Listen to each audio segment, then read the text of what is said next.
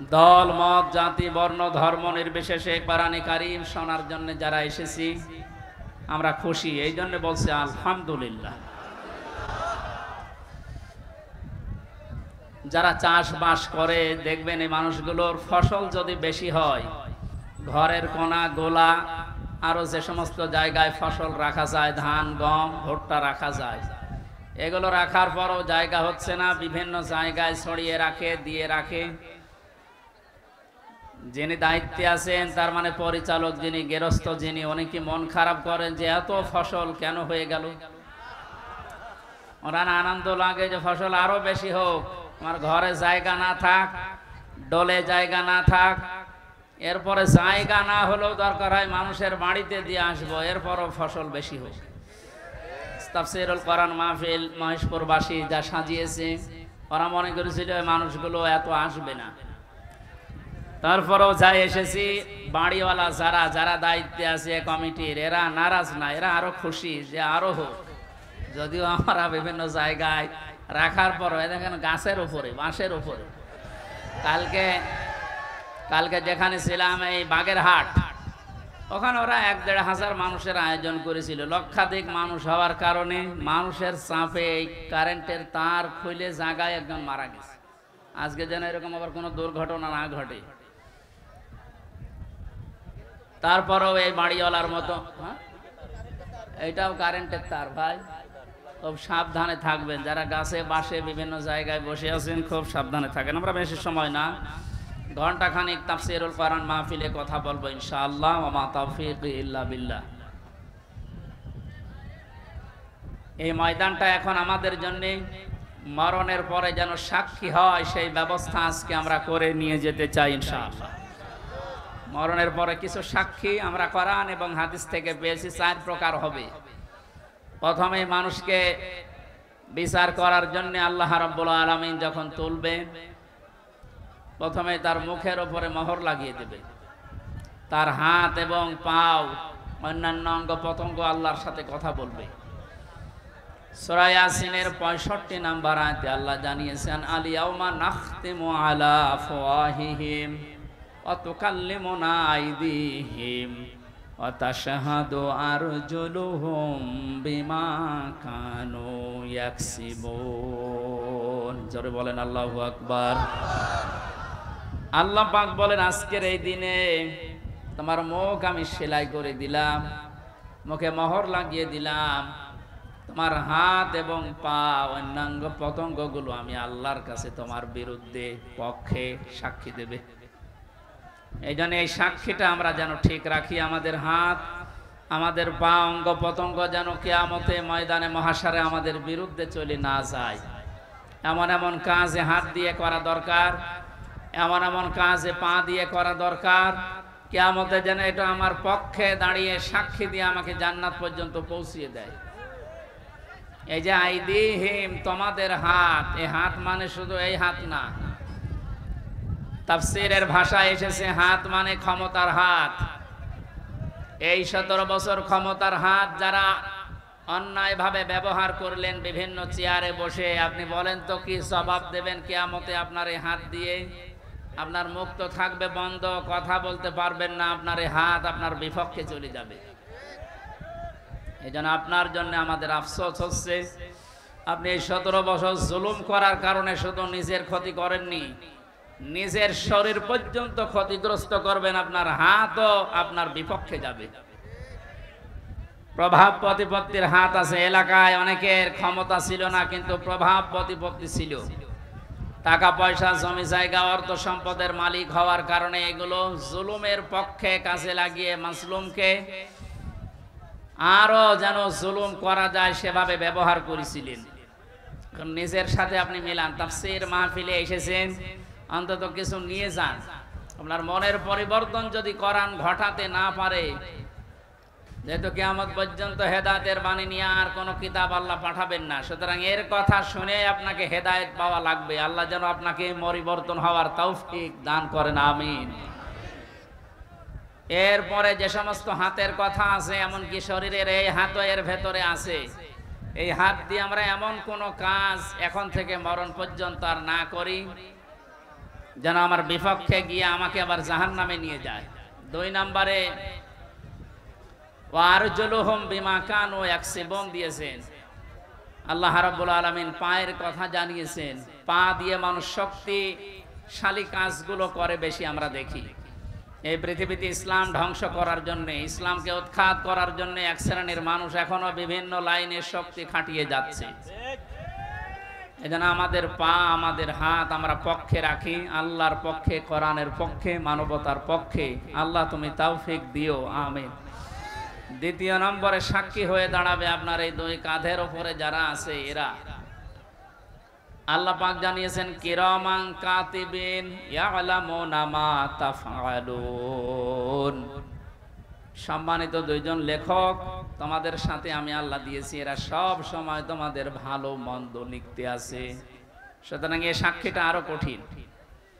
এই যে 2টা সাক্ষী 24 ঘন্টা আমাদের কাঁধের উপরে বসে লিখতেছে।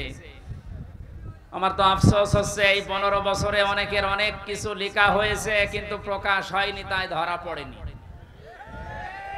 টাকলা মোরাদের নাম শুনেছি আমরা। এই লোকের মাত্র 6 মিনিট 8 সেকেন্ডের একটা অডিও কল রেকর্ড ফাঁস হওয়ার কারণে তার সব চলে গেছে। এরকম বহু কল রেকর্ড ফাঁস হওয়ার অপেক্ষায় এখন সামনে আছে। ভাতের হোটেলের মালিক হারুনের মাত্র কয়েক সেকেন্ড, সব হারিয়েছে। আমরা হাসির জন্য বলছি না, আমাদের এখানে হাজারো মানুষ যারা অনেকের এরকম রেকর্ড আছে যেন ফাঁস না হয়। এই সমস্ত দুর্বৃত্তদের থেকে শিক্ষা নেওয়া দরকার। আমাদের জীবনেও বহু রেকর্ড আছে, ওর 6 মিনিট 8 সেকেন্ড ফাঁস হয়ে যদি সব হারায়, কিয়ামতের ময়দানে এই যে 2 জন বসে আছে এরা কিন্তু সব ফাঁস করবে। না জানি আমাদের আবার সব হারিয়ে যায় কিনা। 3 নম্বরের সাক্ষীর কথা আমি পেয়েছি। এই যে জমিনে বসে আছে, এই জমিনটা কিয়ামতে সাক্ষী দেবে, মহেশপুরের এই জমিন। ওয়াখরাজাতিল আরদু আসকালাহা। আল্লাহ পাক বলেন মাটির ভেতরে যা আছে সব সেপাল, সবগুলো বোঝা জমিন সেদিন বের করে দেবে। সুতরাং এখানে বসে আছি, এই জায়গাটুকু যেন কিয়ামতে আমার পক্ষে দাঁড়ায়, বলেন আমিন।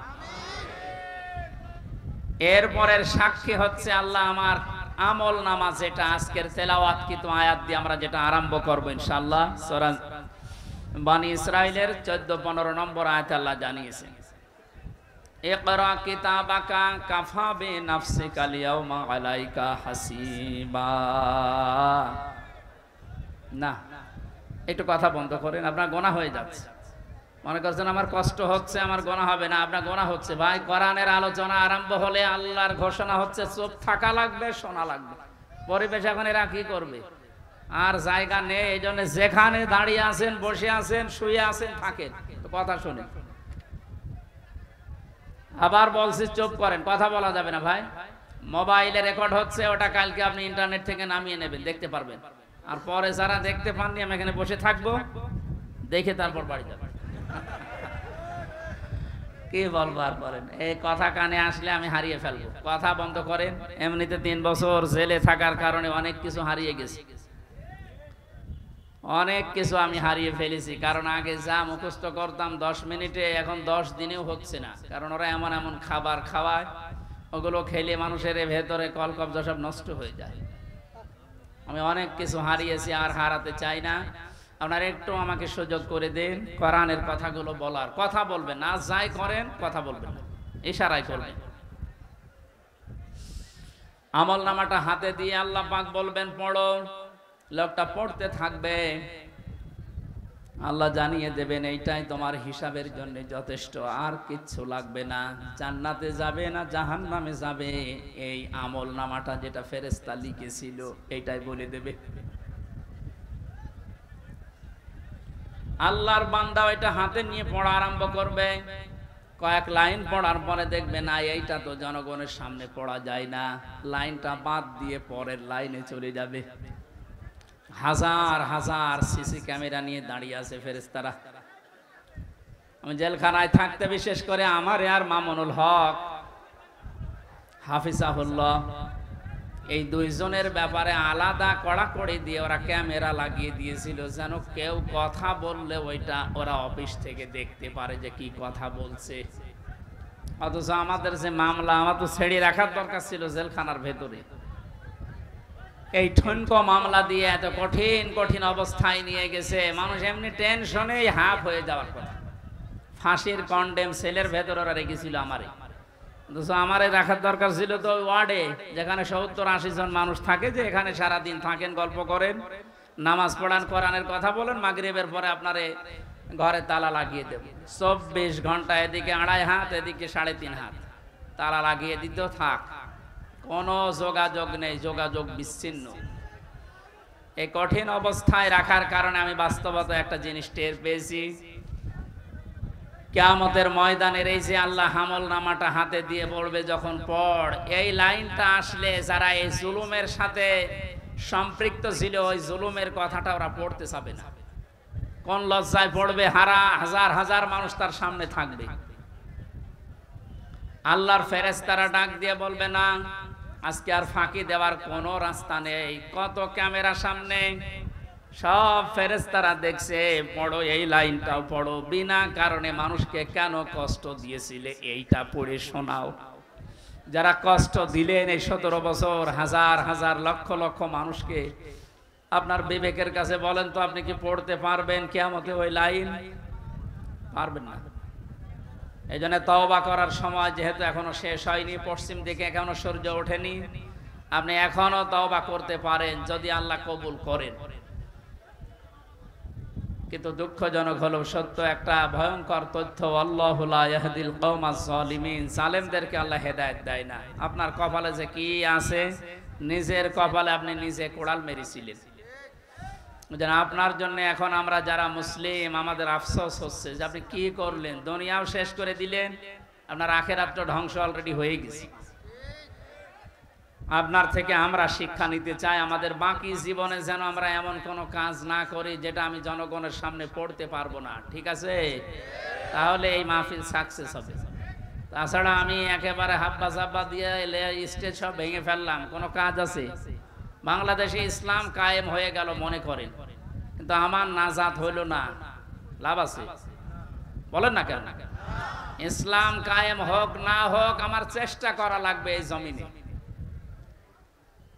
কারণ এই যে ইসলাম, এটা আল্লাহর তৈরি করা, আল্লাহর পাঠানো। আমি ইসলামের মালিক না, আমি ইসলামের খাদেম। আমি ইসলামের কি? এই যে জমিনটা, এই যে মনে হয় 2-3 বিঘা জমিন এখানে পড়ে আছে, এই জমিনের মালিক হচ্ছে ইনি, সভাপতি সাহেব, মুন্সি সাহেব। আমাদের মতো 8-10 জন কামলা, জন, মনীষ, পাট, লেবার যাই বলেন, উনি ভাড়া করিস যে আপনারা সকাল থেকে বিকাল 5টা পর্যন্ত এই জায়গায় ধান লাগান, এই জমিনে বিকাল 5টায় আপনাদের বেতন দিয়ে দেব। বিকাল 5টা বাজতে আর মাত্র 10 মিনিট বাকি আছে। কয় মিনিট? 8-10 জন মস্তান এসেছে মোটরসাইকেল নিয়ে, বড় বড় ছড়ি নিয়ে, সোনার ছেলেরা এখন যেটা ব্যবহার করতো, যেটা এখন পাওয়া যাচ্ছে, এইটা এখন নিয়ে এসে বলছে এ ধান আমরা লাগাতে দেব না, ধান লাগিয়েছেন যা আরো তুলে ফেলবো। আমরা যারা আছি কামলা হিসাবে যারা কাজ করছি, একেবারে ছেড়ে দিলে হবে? তাহলে বেতন পাওয়া যাবে?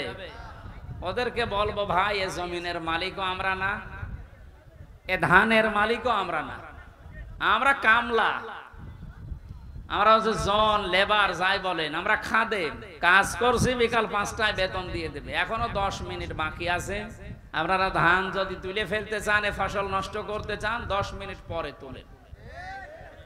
অবশ্য ঠিক এইরকম কামলা নেওয়া যায় না? ঠিকই বলিস, কারণ জমি তো আমার না, এ ধানও আমার না, তুলে ফেলেন, আমার অসুবিধা নেই, কিন্তু 10 মিনিট পরে আমার বেতনটা আগে বিকাল 5টায় নিয়ে নি। বিকাল 5টা বাজার আগে কিন্তু এ ধান আমি তুলতে দেব না, যারা 10 জন কামলা আছি। যদি তুলতে চাই এরপরও মস্তানরা কটা কাটাকাটি হবে না, মারামারি, রক্তপাত, যদি মেরে ফেলা লাগে, কারণ আমার টার্গেট কি? বেতন। টার্গেট কি? ওইটা না হলে আমি পরবর্তী যারা আছে আমার ছেলে মেয়ে স্ত্রী এদেরকে খাওয়াবো কি? সুতরাং আমার বেতন হয়ে যাক, এরপরে খাবো। এরপরও যদি তুলে ফেলে মস্তানেরা, আমাদের সাথে মারামারি করে যাই হলো, এখন ওই যে জমির মালিক একজন আছে না, কথা বলে না কেন?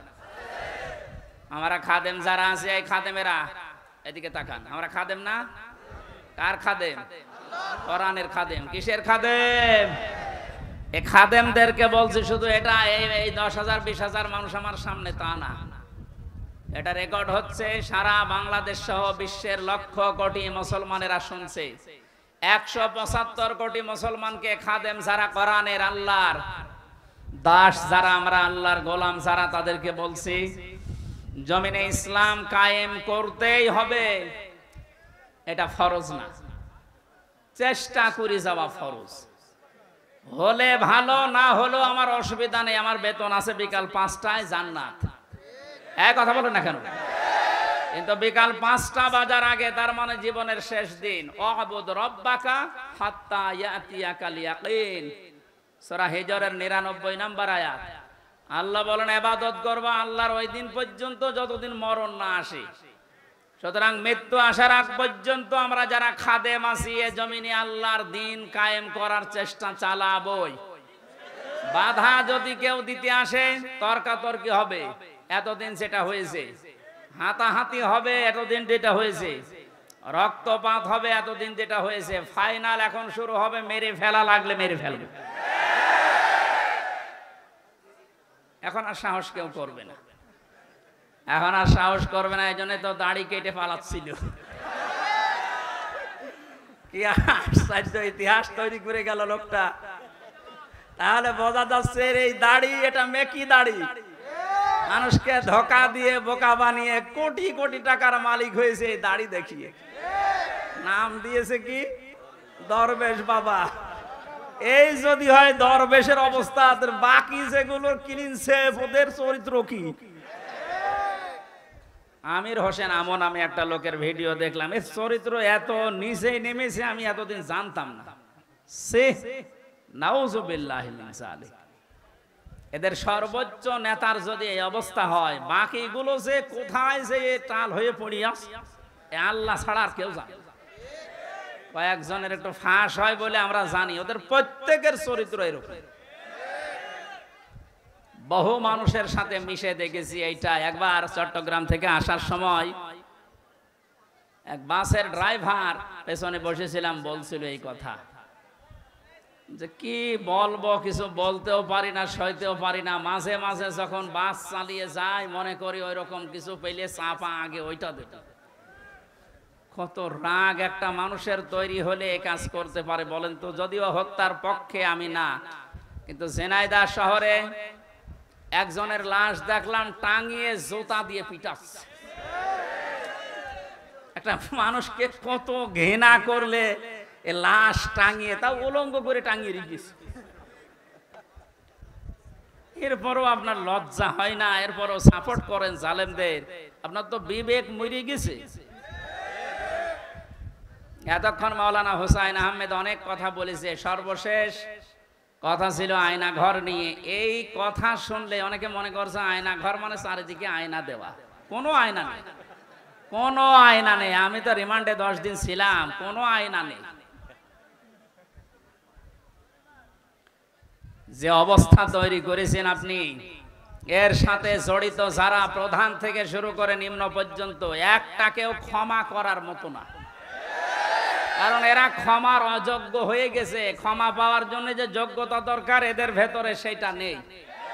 সুতরাং যারা বলছেন এদেরকে ক্ষমা করে দিলে হয় না, না, কিসের ক্ষমা?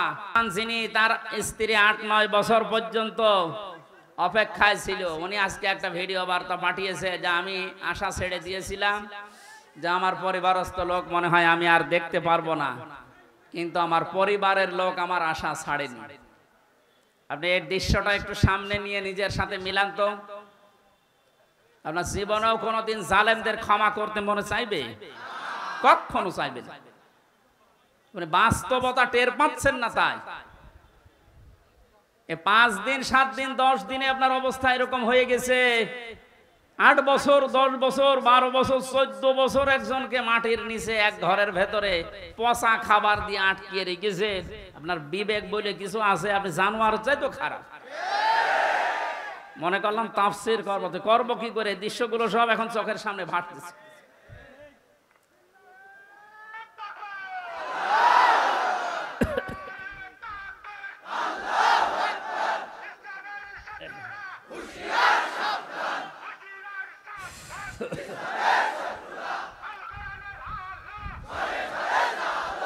আলহামদুলিল্লাহ ভাই,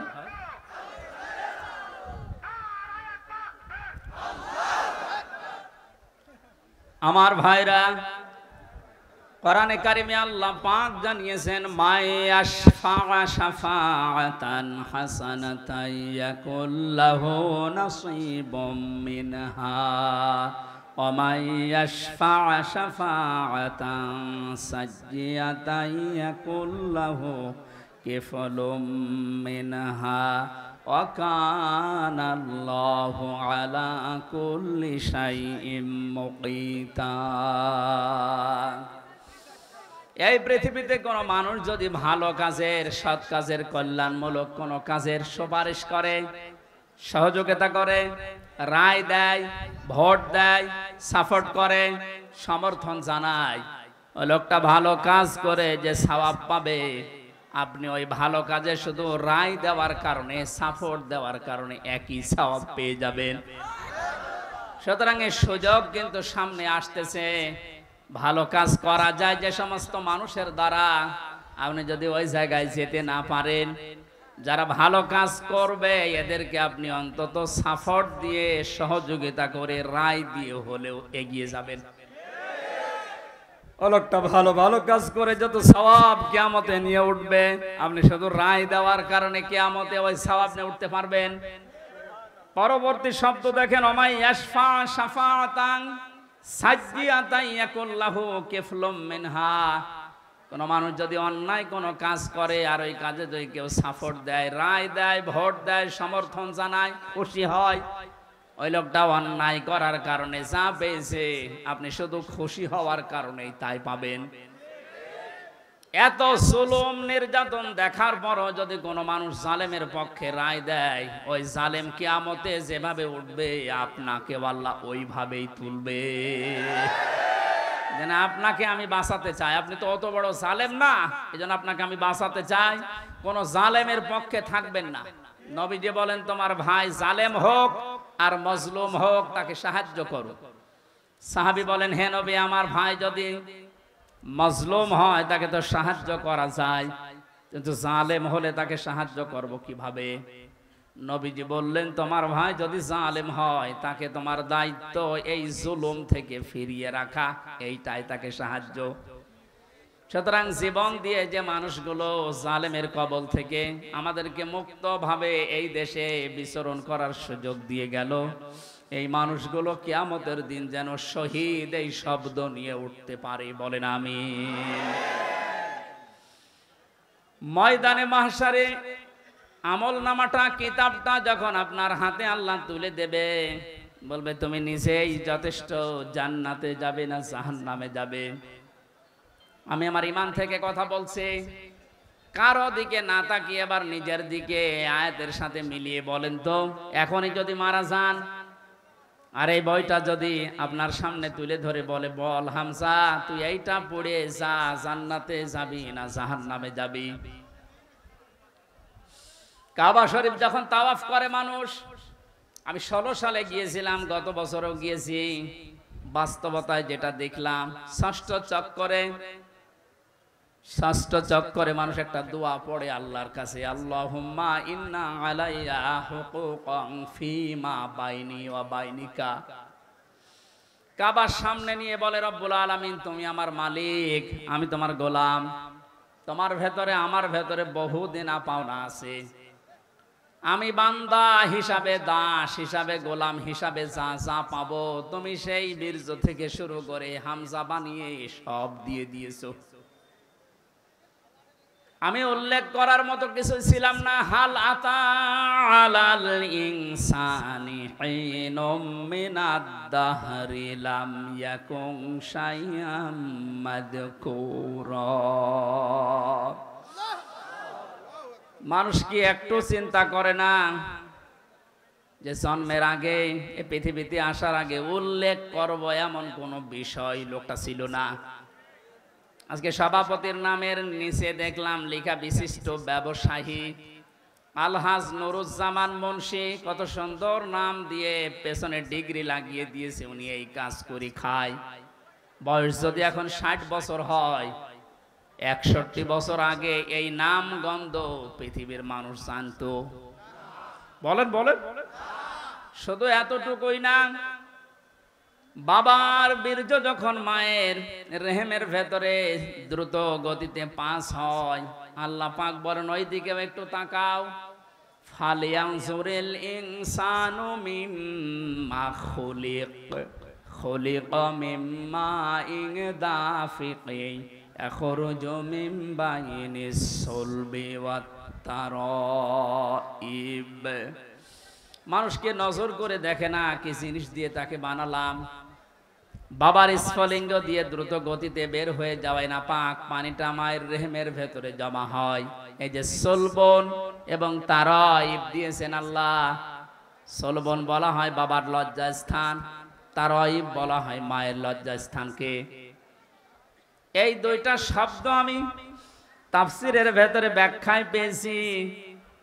আল্লাহ বাবার ক্ষেত্রে এক বচন দিয়েছেন, মায়ের ক্ষেত্রে বহু বচন দিয়েছেন। কেন দিলেন? তাফসিরে তাবারি মুফাসসিরে আয়াতের এই সলবনাত তারাইবের ব্যাখ্যা করতে গিয়ে লিখেছেন, পৃথিবীতে মানুষকে নিয়ে আসতে বাবার চাইতে মায়ের কমপক্ষে 3 গুণ কষ্ট বেশি হয়। এই যে এখানে যত পুরুষ মানুষ আছি আমরা, সর্বোচ্চ 45 ইউনিট কষ্ট যদি আমাদের শরীরের ভেতরে কেউ এনে দেয়, আমি সঙ্গে সঙ্গে মারা যাব, আর সহ্য করতে পারবো না। বিজ্ঞান জানিয়েছে পৃথিবীতে হামজাকে দুনিয়ায় আনতে তার মায়ের কমপক্ষে 57 ইউনিট কষ্ট সহ্য করা লেগেছে। 45 আসলে আমরা মারা যাব, অথচ উনি সহ্য করেছিলেন 57 ইউনিট।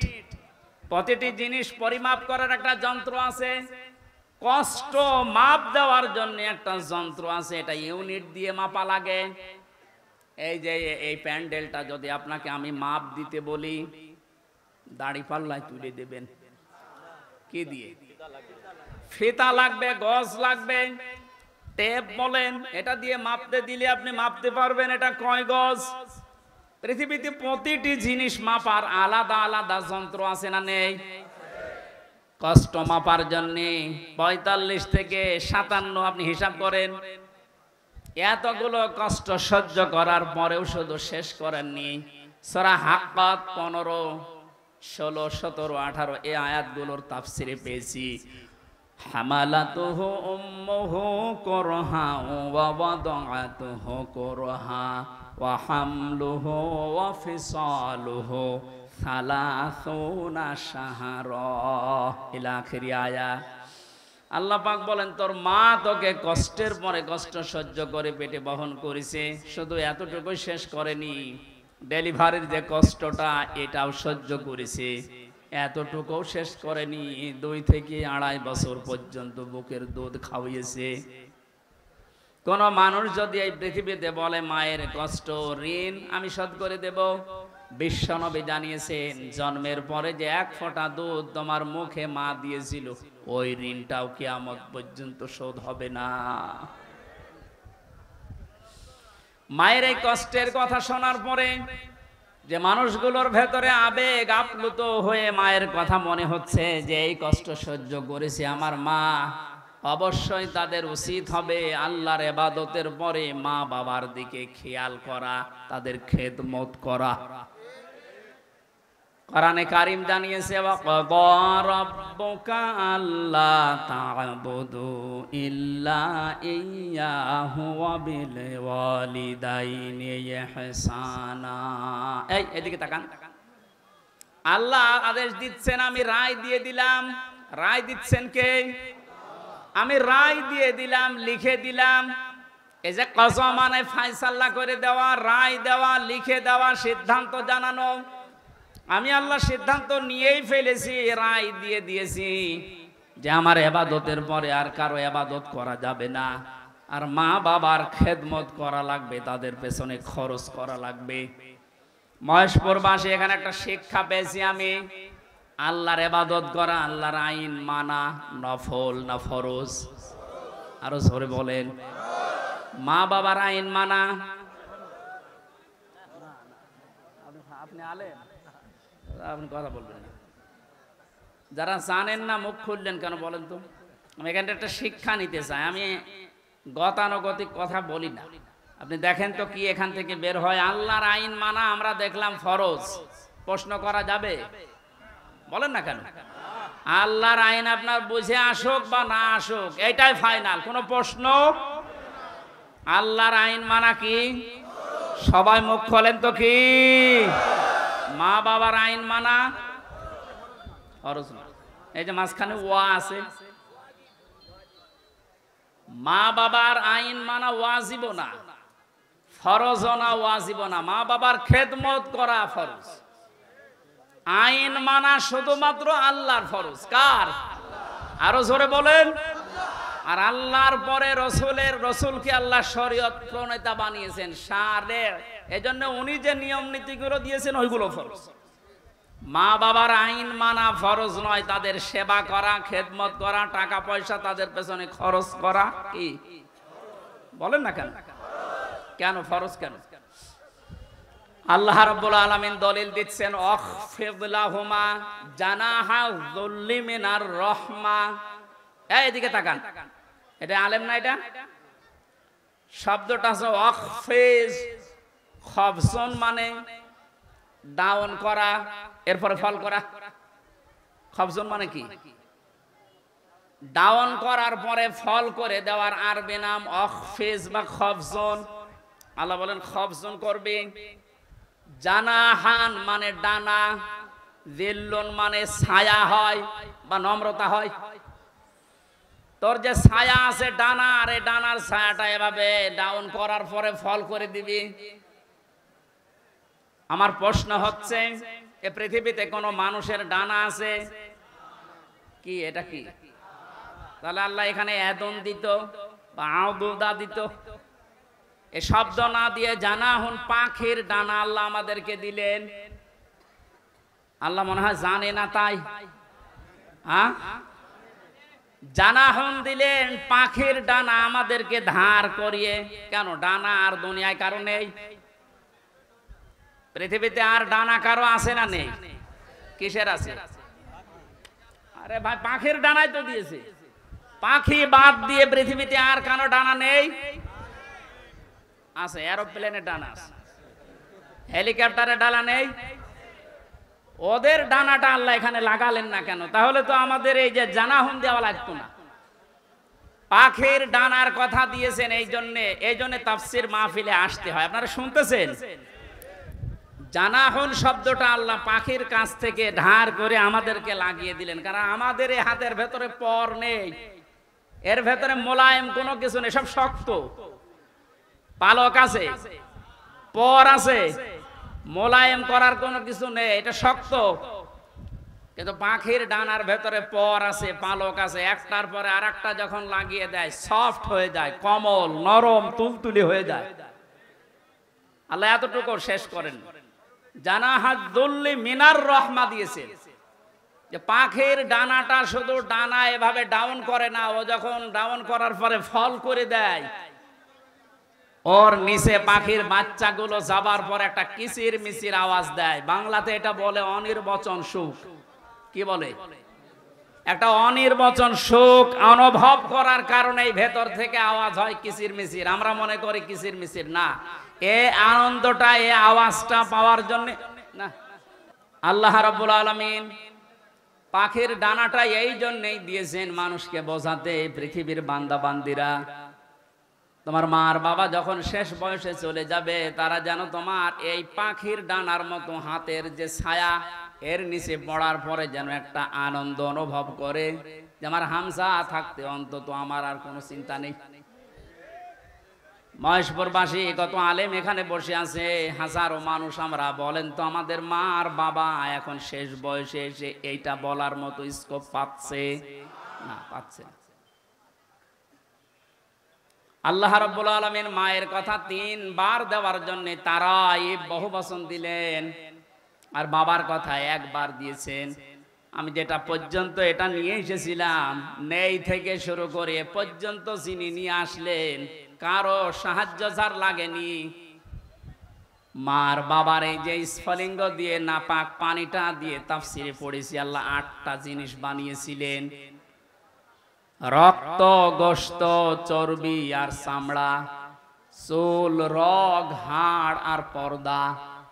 8টা জিনিস যখন মায়ের রেহেমের ভেতরে এক হয়ে যায়, আল্লাহ পাক তখন ফেরেশতাদেরকে বলে, আমি আল্লাহ আমার রব নামের কারণে 5টা জিনিস একে দান করব। ওয়াজআলা লাকুমুস সামআ ওয়াল আবসারা ওয়াল আফইদা ইলা আখিরিল আয়া। সূরা নাহলের 78 নম্বর আয়াতের মাঝের অংশে আল্লাহ জানিয়েছেন, শ্রবণ শক্তি, দর্শন শক্তি, বাক শক্তি, আকেল শক্তি আর ঘ্রাণ শক্তি, এই 5টা আমি আল্লাহ নিজে তাকে দান করেছি।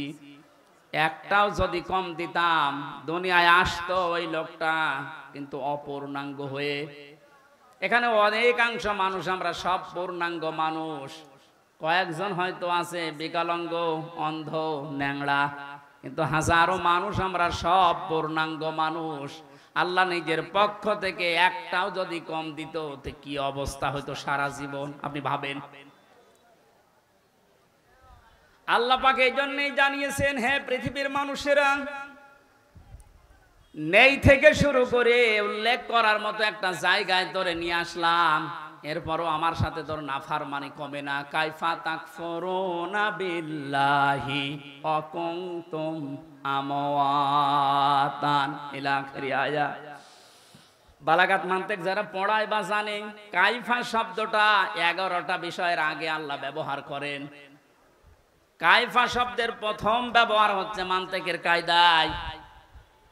আল্লাহরও বিশ্বাস হতে চায় না এমন জায়গাকে আল্লাহ কাইফা দিয়ে শুরু করেন। এটা এতক্ষণ যেটা বলছিলাম, বীর্য থেকে শুরু করে এ পর্যন্ত আনার পেছনে কারো কোনো অবদান নেই। মার বাবা শুধু এক বিছানায় ছিল, এতটুকু তাদের কাজ। বাকি যা করার বলেন তো কে করেছে? এই মানুষ এখান থেকে হামজা পর্যন্ত হবার পরে যখন নাফরমানি করে, তখন আল্লাহ কাইফা শব্দ দিয়ে শুরু করেছেন যে কি করে নাফরমানি করে আমারও বিশ্বাস হয় না। কাবার গেলাপ ধরে মানুষ কিন্তু ষষ্ঠ চক্করে এইটাই বলে এসেছি আমরা, রব্বুল আলামিন আমি তোমার গোলাম হিসাবে, বান্দা হিসাবে বহু কিছু আমাকে তুমি দিয়েছো, ওই যে বীর্য থেকে এ পর্যন্ত, কিন্তু তুমি আমার মালিক হিসাবে আমার তো কিছু দেওয়া দরকার। আমি তো কিছুই তোমার আজ পর্যন্ত দিতে পারলাম না, তবে একটা জিনিস আমার আছে, পুঁজি। তোমার ওই রহমান, ওই গফফার, ওই গফুর নামের খাতিরে এই কাবা সামনে নিয়ে বলছে আমারে মাফ করে দাও। এই জন্য যারা তাওবা করার জন্য এখনো রাজি হননি, এখনো পর্যন্ত শয়তানের ধোঁকায় পড়ে আছেন, সুযোগ আছে, আপনারা আশা করছি ফিরে আসবেন।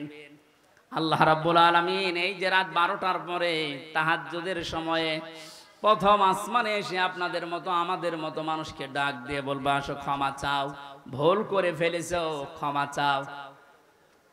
আমরা যেন ক্ষমা চেয়ে নিজের জীবনটাকে মুহাম্মদুর রাসূলুল্লাহর উম্মতে পরিণত করতে পারি, বলেন আমিন। মহেশপুরবাসী বান্দা যখন এটা পড়তে পড়তে কিছুক্ষণ যাবার পরে দেখবে না লজ্জা লাগে, পড়ার মতো না, আল্লাহ পাক বলবেন না পড়া লাগবে। আমার তো ওই দিবসের কথা মনে হয়ে এখন আফসোস হচ্ছে, আল্লাহ আমি কি সত্যি পড়তে পারবো? আমার এই 24 সালের এটা আগস্ট মাস, যদি আল্লাহ বলে প্রথম তারিখ পর্যন্ত তোরে মাফ করে দিলাম, তোর কোনো হিসাব নেই, শুধুমাত্র এই যে 17 তারিখ আজকে, এই 17 দিনের হিসাব দিয়ে জান্নাতে চলে যা। যত মানুষ এখানে আপনারা আছেন, বুকে হাত দিয়ে বলেন তো 17 দিনের হিসাব এখনো জোগাড় করা সম্ভব হয়নি।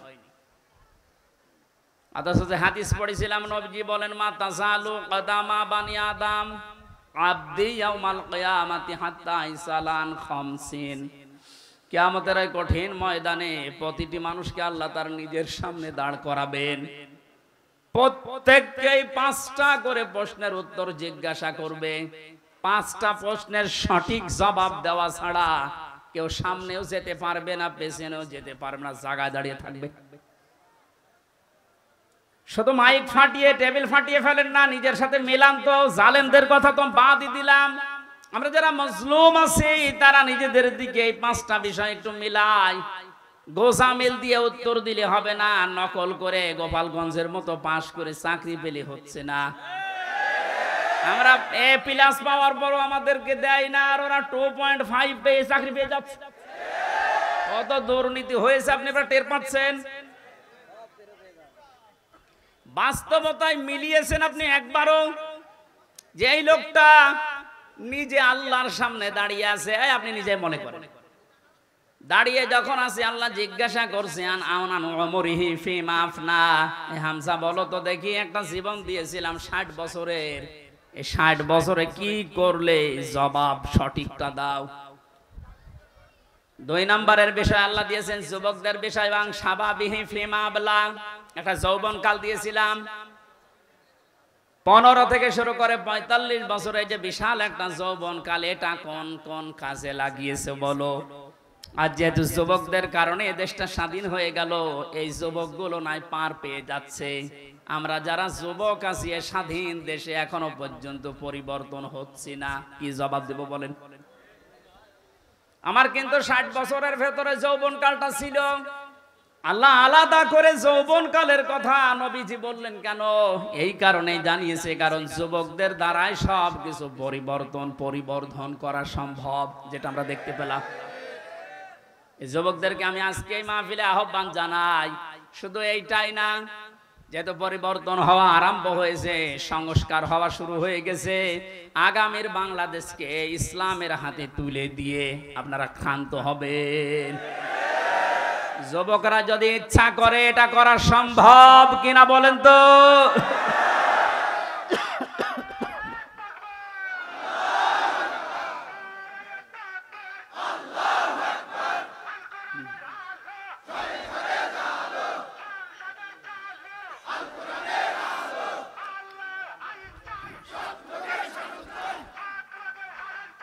আল্লাহর আইন চাই।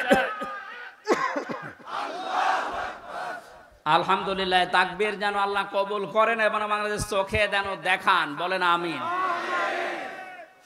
আজকে এই যে শেজিয়া বাজারে আমি আয়াতটা পড়েছিলাম, আরাইতান নাস ইয়াদখুলুনা ফি দীনিল্লাহি আফওয়াজা। হে নবী, আপনি যখন দেখবেন যে আল্লাহর সাহায্য এসে গেছে, তখন তো বিজয় হবে।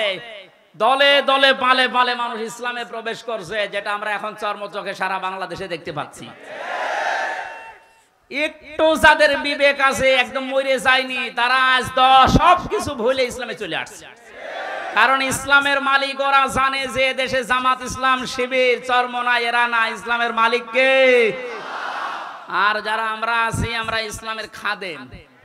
সুতরাং ইসলাম প্রতিষ্ঠা করতে গিয়ে, ইসলাম কায়েম করতে গিয়ে বিকাল 5টার আগে কাউকে আমরা আর ষড়যন্ত্র করতে দেব না ইনশাআল্লাহ। এই যে বিচারপতির নামে কলঙ্ক, মানব জাতি হিসাবে একদম কুলাঙ্গার এই যে মানিক, বিচারপতির নাম নিলাম এই কারণে, নাম নিয়েও গুনাহ হবে পর্যন্ত এখন দাঁড়াতে রাজি না। এইটাই আল্লাহর ধরা। এটা কার ধরা? এই জন্য জমিনের মালিক যিনি, উনি যদি ধরে, বাপ বলার কিন্তু সময় পাবেন না। আমরা এখন এই আয়াতটা আল্লাহকে বলছি, আল্লাহ তুমি আমাদেরকে দেখাও যে দলে দলে মানুষ ইসলামে প্রবেশ করছে, এটা যেন আমরা দেখতে পাই, চর্ম চোখে দেখতেছি, এটা যেন আরো বৃদ্ধি বাড়ে। জোরে বলেন আমিন। কারণ জমিনে বহু মানুষ এই 52-53 বছর চালিয়েছে, আমরা দেখলাম না? বাবা চালিয়েছিল, স্বামী চালিয়েছিল, চাচা চালিয়েছিল, বউ চালিয়েছে, ভাবি চালিয়েছে। এক কথা বলছেন না? কিন্তু কোরআন দিয়ে চললে দেশটা কেমন দেখা যায়, এটা এখনো আমরা দেখি নাই। এখন আমরা সবাই একমত, দলমত আর নেই। কোরআন দিয়ে এই দেশ চললে কেমন দেখা যায়, ওইটা আমরা এই চোখে দেখতে চাই। কারা কারা দেখতে রাজি আছেন দেখি? লিল্লাহি তাকবীর।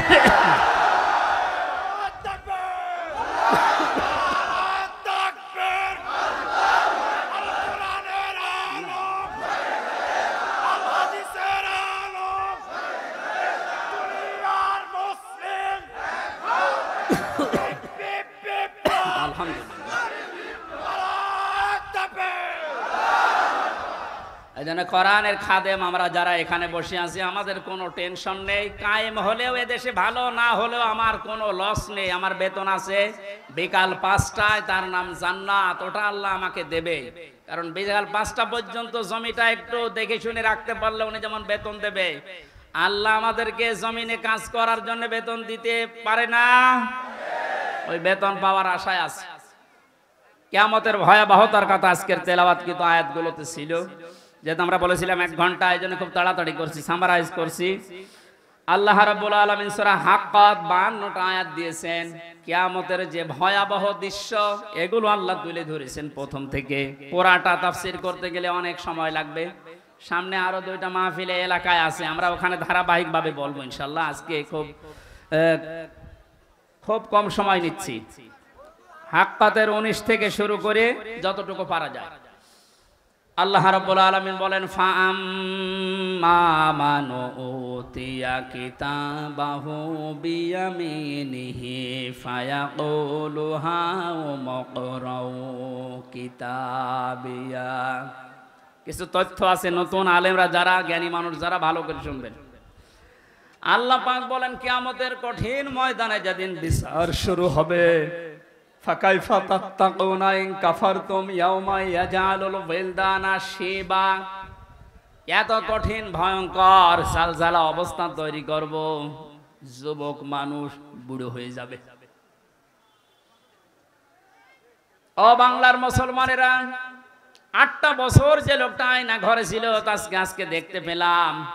এই যে ব্যারিস্টার আরমান, যুবক বয়সের যে ছবি, 8 বছরে তার অবস্থান কোথায় গিয়ে দাঁড়িয়েছে আপনি তাকান।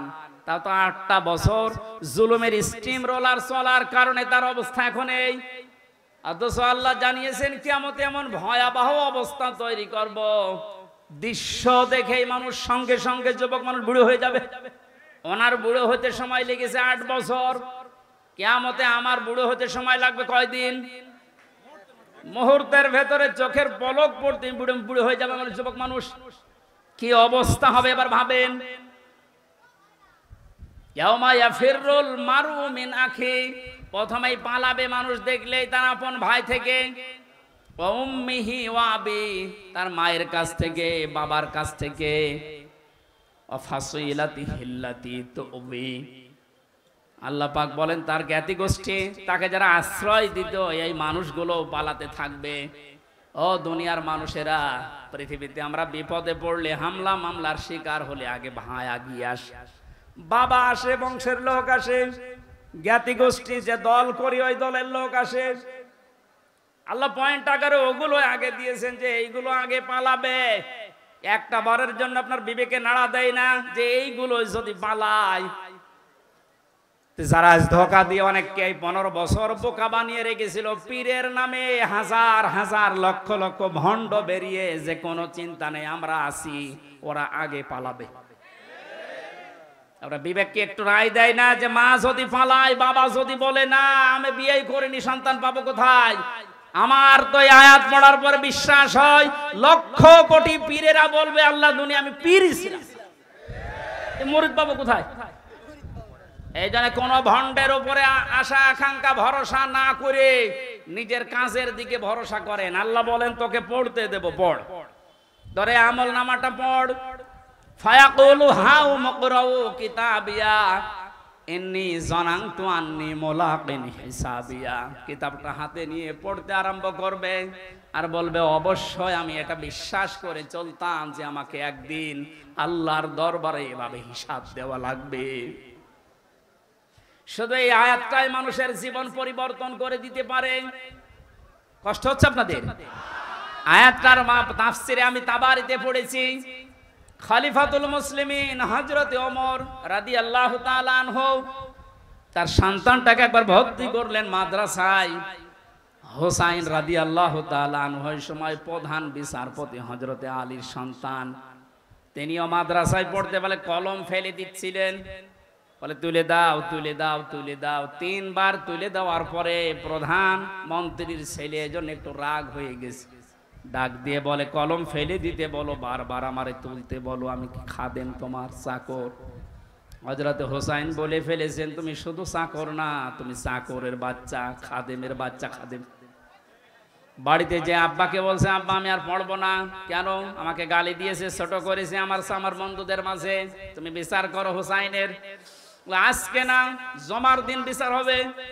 খুতবা দিচ্ছিলেন হযরত ওমর, ডাক দিয়ে বললেন, হোসাইন এখানে আসো। বলে, হ্যাঁ সামনে আসো। তুমি আমার সন্তানকে গালি দিয়েছো, খাদেমের বাচ্চা, খাদেম বলে অপমান করেছো। হযরতে হোসাইন বললেন, হ্যাঁ আমি বলেছি। তিনি বলেন, কেন বললেন? হযরতে হোসাইন ওখান থেকে দাঁড়িয়ে বলে, খলিফা বুকে হাত দিয়ে বলেন তো, আপনি কি আমার নানার খাদেম ছিলেন না? হযরত ওমরের কথা বন্ধ হয়ে গেছে, চোখের পানি ফেলে বলে, আমি তো খাদেম ছিলাম, এভাবে তো ভাবি নাই। আমি যে খাদেম ছিলাম এটা তো আমি তো জানি। তুমি কি লিখে দিতে পারবে যে আমি নবীর খাদেম ছিলাম তোমার নানার? হ্যাঁ, কাগজ নিয়ে আসেন। খেজুর পাতা নিয়ে এসেছে, লিখে দিলেন, এই ওমর আমার নানার খাদেম ছিল, আমি দেখেছি। এতে হোসাইন ইবনে আলী সই করে দিলাম। কাগজটা হাতে নিয়ে হযরত ওমর বলে, নবীর সাহাবীরা, বিচার হয়ে গেছে। ছোট মানুষ আব্দুল্লাহ, ও তো বোঝে না, বলে, কি বিচার করলে বাবা? তুমি তো এখনো মাছ শুরু করনি। হযরত ওমর বলে, সন্তান, যে বিচার করেছে এটা দুনিয়া না, মরণের পরও কাজে লাগবে। আমি ইন্নী জানান্তু আন্নী মুলাকিন হিসাবিয়া, আমি বিশ্বাস করে দুনিয়ায় চলি যে আমাকে হিসাবের মুখোমুখি হওয়া লাগবে। আমি ওমর 26 বছর বয়সে মুসলমান হয়েছি, বাকি এই কয় বছর ইবাদত বন্দেগী চাই করলাম, হিসাব দিতে পারবো কিনা জানি না। মারা যাওয়ার পরে কাগজটা আমার কাফনের ভেতরে দিয়ে দিও।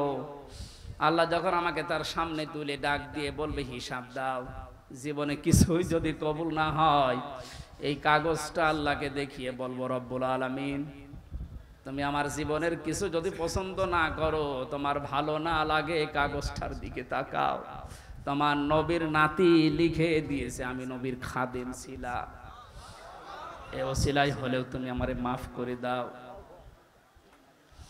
জবাব দেওয়া, হিসাব দেওয়া কিয়ামতের ময়দান, এটা তাদের কোন পর্যায়ে ছিল? তারা কি বিশ্বাস করতো হিসাবিয়া? আর আমরা কোথায় আছি? আল্লাহ পাক বলেন, হিসাব বড় কঠিন জিনিস। এজন্য আমার নবী পর্যন্ত প্রতিদিন 100 বার করে দোয়া করতো, আল্লাহুম্মা ইন্না আলাইয়া হিসাবা ইয়াসিরা, হে আল্লাহ তুমি আর চাই করো, আমার হিসাবটা সহজ করে দিও। নবীজি মাঝে মাঝে বলতেন, সাহাবীরা, আল্লাহর দয়া ছাড়া হিসাব দিয়ে কেউ জান্নাতে যেতে পারবে না। সাহাবীরা বলেন, হুজুর আপনি? বিশ্ব নবী বলেন, আমারও সম্ভব না আল্লাহর দয়া ছাড়া হিসাব দিয়ে জান্নাতে যাওয়া। বাংলার মুসলমানেরা যারা আগে পেছনের সব অপরাধ আল্লাহ মাফ করে দিয়েছে, এই মানুষটা যদি 100 বার হিসাবের বিষয়ে চিন্তা করে 24 ঘন্টায়, আমাদের কতবার হিসাব আসা দরকার। যে হিসাবটা যত বেশি আসবে, এই দেশ থেকে দুর্নীতি তত বেশি পালাবে। আজ এক একটা মন্ত্রী, এক একটা নেতার ঘরে যত টাকা, যত স্বর্ণ পাওয়া যাচ্ছে, এর একটাই কারণ, এরা কোনোদিন বিশ্বাস করে না যে আর একটা জায়গা আছে যেখানে হিসাব দেওয়া লাগবে। এখন যারা দায়িত্বে আছেন, পরবর্তীতে যারা আসবেন, তারা 100 ভাগ বিশ্বাস করে ওই জায়গাগুলোতে যাবেন যে আমি আর চাই করি, আমাকে কিন্তু হিসাবের মুখোমুখি হওয়া লাগবে। বাংলার দুদক না, বাংলার বিচারপতি না, আমার যে নিয়ালাই সাল্লাল্লাহু বিআহকামিল হাকিমিন, সব চাইতে বড় বিচারপতি যিনি, ওনার সামনে আমার হিসাব দেওয়া লাগবে। কথা বলেন ঠিক কিনা? আমি হামজা সহ যত মানুষ এখানে বসে আছি, প্রত্যেককেই যেন এই আয়াতটা নিজের সাথে মিলিয়ে আল্লাহ আমাদের হিসাব যেন সহজ করে দেন, বলেন আমিন। ফাওয়া ফি ঈশাতির রাদিয়া, এই লোকটাকে আল্লাহ সন্তোষজনক জীবন দান করবেন। এদিকে তাকান এবার, যে তথ্যটা বলার জন্য এতক্ষণ পর্যন্ত এদিকে ওদিকে আমি ছড়িয়েছিলাম, এইবার সে পর্যন্ত এসেছি, আলেমদেরকে বলছি, ফাওয়া ফি ঈশাতির রাদিয়া, আল্লাহ পাক বলেন তাকে সন্তোষজনক জীবন দান করব। সন্তোষজনক জীবন কি? ফি জান্নাতিন আলিয়া, সুউচ্চ মাকাম জান্নাত যেটা, ওখানে আল্লাহ তাকে পৌঁছিয়ে দেবেন। কুতুফুহা দানিয়া, যার ফলগুলো হাতের নাগালে এসে নাড়াচাড়া করবে। কুলু ওয়াশরাবু হানিয়াম বিমা আসলাফতুম ফিল আইয়ামিল খালিয়া। আল্লাহর পক্ষ থেকে ঘোষণা আসবে, খাও, পান করো, মন মতো খাও। কারণ এই খাবারগুলো তোমাদেরকে জালেমরা দুনিয়ায় খেতে দেয়নি, এরকম আরামে জালেমরা থাকতে দেয়নি। 15 বছর অনেকে এই বাংলাদেশে নিজের স্ত্রীর কাছে রাখতে পারে নাই, নিজের ঘরে মাথা দিয়ে ঘুমাবে পারে নাই। এই কথা বলে না কেন? আম বাগানে, বাঁশ বাগানে, এমনকি ধানের ক্ষেতের ভেতরে মশারি টাঙিয়ে 15 বছর কাটিয়েছে এমন মানুষ ওই দেশে আছে। আল্লাহ পাক যেন তাদেরকে হাত ধরে ধরে বলছে, কুলু ওয়াশরাবু হানিয়া বিমা আসলাফতুম ফিল আইয়ামিল খালিয়া।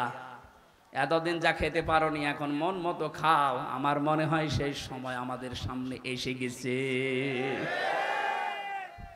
আল্লাহ যেন আমাদের আয়াতটা জীবনের সাথে মিলিয়ে দেন, বলেন আমিন। সন্তোষজনক এই জীবনে যাবার আগে যে বিষয়গুলো আল্লাহ সামনে নিয়ে এসেছিলেন, তার 1 নম্বরে ফাআম্মা মান সাকুলাত মাওয়াজিনুহু ফাহুয়া ফি ঈশাতির রাদিয়া। মানুষকে আল্লাহ মাপ দেবেন মিজানের পাল্লায়। কিসের পাল্লায়? জবান খোলেন। মিজান মানে না না, মিজান মানে মানদণ্ড। মিজানের পাল্লায় আল্লাহ মাপ দেবেন মানে মানদণ্ড সামনে নিয়ে আসবেন। হাইকোর্টের সামনে দেখেন একটা দাড়ি পাল্লা দেওয়া আছে, এ দাড়ি পাল্লায় ওজন দেয় কি? ওটা ন্যায় বিচারের মানদণ্ড। সরকারে দেশের মানুষকে বোঝাতে চায় সারা দেশে অবিচার হতে পারে, এই হাইকোর্টে আসলে দাড়ি পাল্লার মতো ন্যায় বিচার বাবা। দুইটাই সমান না, একটাকে একটু এদিক ওদিকে আছে, একেবারে সমান সমান দেখবেন। আজকে এই ভুলটা ভাঙা লাগবে। আমার যতটুকু ধারণা, আমি লেখাপড়া করে যা পেয়েছি, এই ভুলটা যদি বাংলার জমিনে আজ ভেঙে যায়, হাজার হাজার মানুষ সঙ্গে সঙ্গে উল্টিয়ে যাবে। দেখেন তো আপনি মেলাতে পারেন কিনা। আমি প্রথমে যে উদাহরণ দিকে 2টা জিনিসের নাম বলেছিলাম, প্রতিটি জিনিস পরিমাপ করার জন্য আলাদা আলাদা জিনিস পাওয়া যায়। আমি গত 7 দিন 8 দিন ছিলাম মালয়েশিয়া, সিঙ্গাপুর, ওইদিকে থাইল্যান্ডের। ওখানে যে আলোচনার বিষয়গুলো সাবজেক্ট আকারে দিয়েছিল, তার ভেতরে এই মাওয়াজিন ছিল। বলে মাওয়াজিনের অর্থ আপনি বের করেন তো, একটা একটা করে 99টা অর্থ আমি আবিধান থেকে বের করেছি।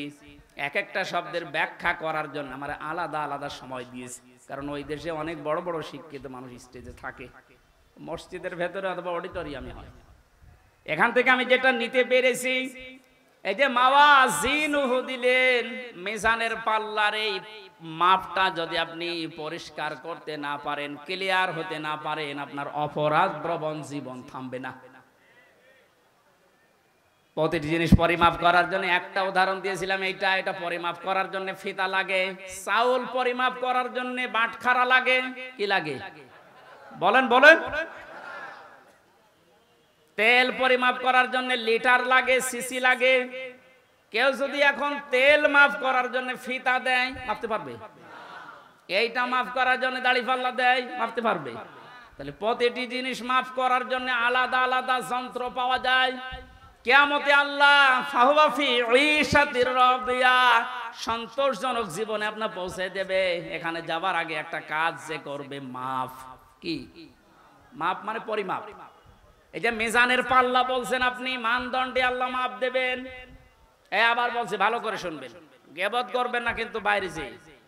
প্রতিটি জিনিস যদি পরিমাপ করার জন্য আলাদা আলাদা যন্ত্র থাকে, কিয়ামতের দিন আল্লাহ মিজানের পাল্লায় মাপ দেবে কি? আমল। আমল কি মাপ দেবে? বলেন বলেন? আমল মানে কাজ, আমল মানে আরো জোরে বলেন। কাজ মাপার জন্য দাড়ি পাল্লা লাগে, ফিতা লাগে, লিটার লাগে। কি লাগে?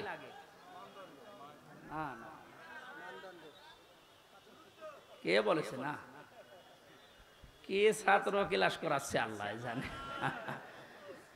এটার জন্যই তো আসতে হয়, মাপ দেওয়ার জন্য এই পৃথিবীতে গুরুত্ব লাগে। কাজ যদি কেউ মাপতে চায় যে আমি কাজ মাপবো, কেজি দিয়ে মাপা যাবে যে কয় কেজি কাজ। আপনি কি ধরনের বিশ্বাস করেন কিয়ামতে আল্লাহ এইদিকে আমল তুলে দেবে আর এদিকে বদ আমল? আমল মানে কাজ, কাজ কি 5 কেজি হয়? কি বুঝেছেন এতদিন? আল্লাহ মাপ দেবে কি? আমল। আমল এটা ক্লাস চলছে, জবাব দেন তো ছাত্রের মতো। আমল মানে বাংলায়, আমল মানে বাংলায়, আবার বলেন আমল মানে বাংলায়, আরবিতে আমল, আরবিতে, ইংরেজিতে ওয়ার্ক। জিনিস সবই এক, জিনিস সবই কি? এ মাথায় যেটা আছে এটার এই দেশের নাম চুল। আপনি পাকিস্তানে যে চুল কেটে দেন, কিয়ামতের আগে কাটবে না। তো জিনিস তো একই, নাম বিভিন্ন দেশে বিভিন্ন জিনিস, নাম এক না। জিনিস কি এক না দুই? আমল, ওয়ার্ক, কাজ সব এক। সাধারণ জ্ঞানে আমরা বুঝলাম যেটা মাপ করার জন্য দাড়ি পাল্লা, এই সিসি লিটার কেজি লাগে না, এটা মাপতে হলে গুরুত্ব লাগে। কাজ মাপতে হয় গুরুত্বের ভিত্তিতে। কিসের? এখন গুরুত্বের ভিত্তিতে আমল যদি, কাজ যদি, ওয়ার্ক যদি মাপতে হয়, এই পৃথিবীতে সবচাইতে গুরুত্বপূর্ণ কাজ আল্লাহর দৃষ্টিতে ফরজ। বলেন না কেন? এরপরে ওয়াজিব, এরপরে সুন্নাত, এরপরে নফল, এরপরে মুস্তাহাব, এরপরে মুবাহ। এই সিরিয়াল আকারে ধরেন। আপনি সারা জীবন মুবাহ, সুন্নাত, মুস্তাহাব হাজার হাজার করেছেন, নফল, কিন্তু ফরজ ওয়াজিব করেননি। আপনার গুরুত্ব থাকবে কাজের? বলেন। এই স্টেজের গুরুত্ব কি? এই যে সামিয়ানা আর এই খুঁটি, এই দুইটা আসল জিনিস। এর ভেতরে আরো অনেক অন্য জিনিসও আছে, না দিলেও অসুবিধা নেই। এই যে লাইট যদি না দেন, স্টেজ থাকবে না। এই টেবিলটা না দিলে থাকবে না, এটা না দিলে বিউটিফাই হবে না। কিন্তু স্টেজ তো মানুষ বলবে যে সামিয়ানা আছে, খুঁটি আছে। আপনার জীবনে ফরজ কাজ 500। কয়টা? আপনি কোরআন পড়েন, 500 শরীয়তের বিধান পাবেন। 499টা আপনি করেছেন, একটা করেননি, আপনার পুরা জীবনের সব আল্লাহ বাতিল করে দেবে। এই যে বাতিল যে করে দেবে, কোথায় পেলেন? বলেন। আমি বেশি সময় নিয়ে ফেলছি, আর 5-7 মিনিট থাকবেন না? এই যে নামাজ, আমরা যারা এশার নামাজ পড়লাম, এশার নামাজের ভেতরে ফরজ ছিল 13টা, 12টা আদায় করেছে কেউ, একটা আদায় করে নাই, ওর নামাজে সওয়াব হবে 5টা। কি? 0 শূন্য, কিচ্ছু হবে না। এটা যেমন সহজে বুঝেছেন, কোরআনে কারিমে আল্লাহ 500 আয়াত শরীয়তের বিধান ফরজ এটা দিয়েছেন, 499টা মেনেছেন, একটা মানেননি, আপনার জীবনে সওয়াব হবে 0 শূন্য, কাজের কোনো গুরুত্ব নেই। কিয়ামতে আল্লাহ যখন মাপবে একেবারে 0 হয়ে যাবে। এই পাল্লাটা ভারী হয়ে যাবে। আমি আশা করি বোঝাতে পেরেছি। এই জন্য জীবনে ফরজ যেন না বাদ যায়। কথা বুঝেছে? নামাজ পড়া যেমন ফরজ, রোজা রাখা ফরজ, হজ করা ফরজ, সম্পদ থাকলে যাকাত দেওয়া ফরজ, দিন কায়েম করার চেষ্টা করা কি? এইটাকে কেউ যদি রাজনীতি, দুনিয়ার কাজ মনে করে এড়িয়ে যায়, কিয়ামতে ওকে যখন আল্লাহ মাপ দেবে, কাজের গুরুত্বের ভিত্তিতে কিচ্ছু পাওয়া যাচ্ছে না। 12টা ফরজ আদায় করে একটা আদায় না করলে যেমন 0 হয়, কোনো সওয়াব হয় না।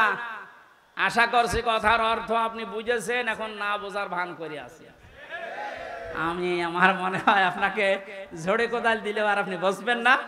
যা বোঝার আপনি বুঝেছেন, এখন আপনি আমল করেন। এই পর্যন্ত আমরা যা পড়েছিলাম 25 নম্বর আয়াত সূরা হাক্কাতের। 26 থেকে আলোচনা হবে সামান্তা মাদ্রাসায়। কয় তারিখে যেন ওইটা? যাদবপুর বাজারে কলেজ ময়দানে, ওখানে এই 26 আয়াত থেকে শুরু করব। এই প্রচন্ড গরমে আর মানুষের চাপ আমি শেষ করে দিলাম। বারাকাল্লাহু লানা ওয়া লাকুম ফিল কোরআনিল আযীম।